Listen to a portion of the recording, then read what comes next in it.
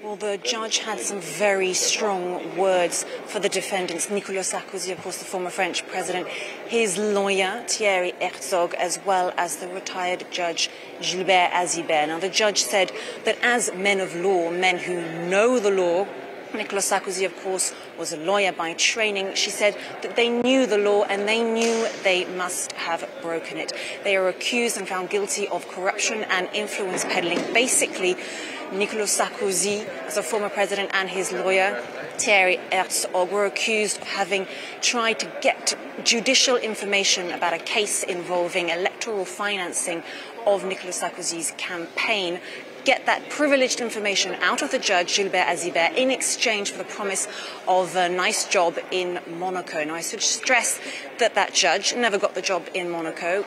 Nicolas Sarkozy continues to deny any wrongdoing, but it was clear to the leading judge in this appeals case that he and his lawyer, as well as that judge Gilbert Azibert, were guilty of corruption and influence peddling. She said it was extremely serious that here we have seen the separation of power. It's enshrined in the French constitution that the political scene and the judicial system should be 100% separated. But here, she said, that was clearly overridden. She said it was even more serious that a former president who today still benefits from a team of people who work for him and his own offices, all paid for by the French taxpayer, he, she said, had confused and overridden this precious separation between the political system and the judicial system. And that, she said, was extremely serious, and that these three men knew better. They were men who knew the law, and so they must have known that they were breaking it.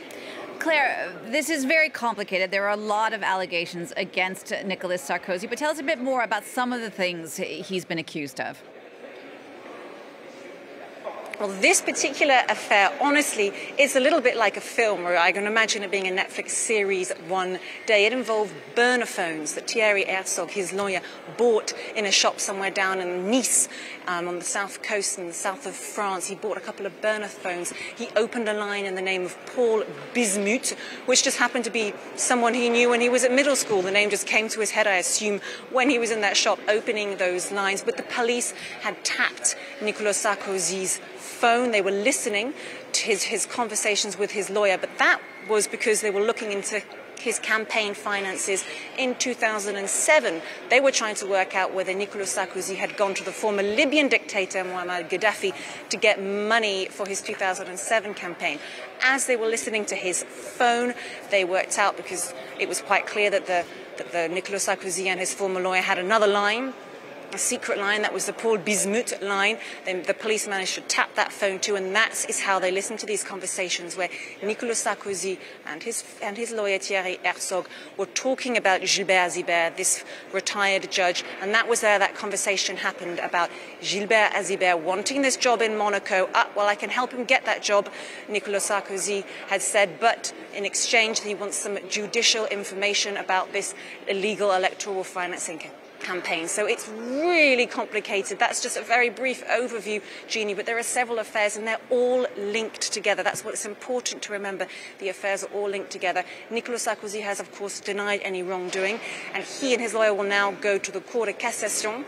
That's the supreme last resort appeals court in France. This trial will not be tried again. We've had the appeal. Today was the verdict for the appeal, but the Cour de Cassation can look to see whether the laws were properly applied.